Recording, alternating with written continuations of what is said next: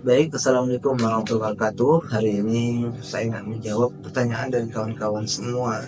Pak, berapa jumlah anggota DPR RI untuk periode 2024-2029? Ini banyak pertanyaan sekali kepada saya.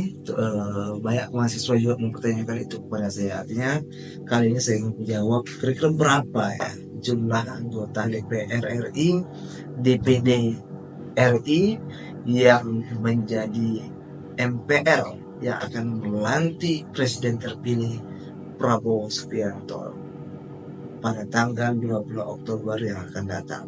Berapa kira-kira kawan-kawan semuanya? Nah, jadi total anggota DPR RI itu berjumlah 580 orang. Ya, ini dari perwakilan provinsinya ataupun daerahnya masing-masing. Dari jumlah 580 orang ini yang akan menjadi anggota DPR RI untuk periode 2024-2026 yang akan menyuarakan suara rakyat sebagaimana tupoksinya berdasarkan Undang-Undang MD3. Nah, dari 800 orang ini mempunyai tupoksi. Yang pertama adalah sebagai fungsi controlling, yaitu fungsi pengawasan. Yang kedua mempunyai fungsi budgeting, dan yang ketiga mempunyai fungsi regulate ataupun membuat regulasi ataupun membuat produk hukum ataupun produk undang-undang yang dihasilkan oleh anggota DPR RI. Nah, Pak, ada anggota DPR RI dan ada anggota DPD RI. Kira-kira apa Pak perbedaannya? Ini banyak sekali pertanyaan kemarin itu, ya, antara DPR RI dan DPD RI. Nah, untuk kawan-kawan ketahui bahwa dari anggota DPR RI itu sebanyak 580 orang dan anggota DPD itu sebanyak 152 orang yang mewakili provinsinya masing-masing, ya. Yang anggota DPD ini mewakili provinsinya masing-masing. Nah, perbedaannya apa Pak antara DPR sama DPD? Sama-sama di Senayan kok mereka. Bedanya adalah kalau DPR RI ini pemilihannya melalui partai. Dia dipilih melalui jalur partai, ya. Walaupun sama-sama dipilih secara demokrasi.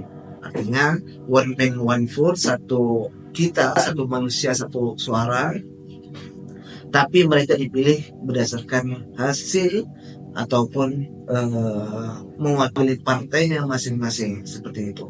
Nah, yang kedua, DPD RI, apa bedanya Pak DPD? DPD itu adalah anggota Dewan Perwakilan Daerah. Jadi setiap daerah ini dia diberikan wewenang untuk mengusulkan nama-nama anggota DPD yang ditentukan oleh masyarakat. Misal untuk Provinsi Riau ini, Provinsi Riau berarti mengusulkan 4 nama dari suara terbanyak dalam kontestasi politik ataupun dalam kontestasi politik pada Februari 2024 kemarin. Nah, jadi setiap provinsi itu dia mempunyai wakilnya masing-masing di Senayan untuk mewakili daerah. Dia sifatnya adalah mengusulkan, tetapi karena wewenangnya itu terbatas, sehingga DPD itu sifatnya adalah mengaspirasi produk kebutuhan daerah yang baik, mau pemekaran dan lain sebagainya. Itulah salah satu fungsi dari anggota Dewan Perwakilan Daerah. Salah satunya adalah dia bisa mengusulkan. Untuk pembahasan selama ini belum bisa karena berdasarkan tupoksinya masih terbatas, seperti itu. Tapi kawan-kawan semuanya, DPD dan DPR ini mempunyai peran yang berbeda tetapi tujuannya sama, yaitu salah satunya adalah memberikan menyerap aspirasi dari masyarakat dan menyerap aspirasi daerahnya masing-masing. Oke kawan-kawan semuanya, itu mungkin informasi tentang terkait tentang apa kira-kira perbedaan antara DPD dan DPR RI seperti itu. Oke, cukup. Terima kasih. Sampai jumpa.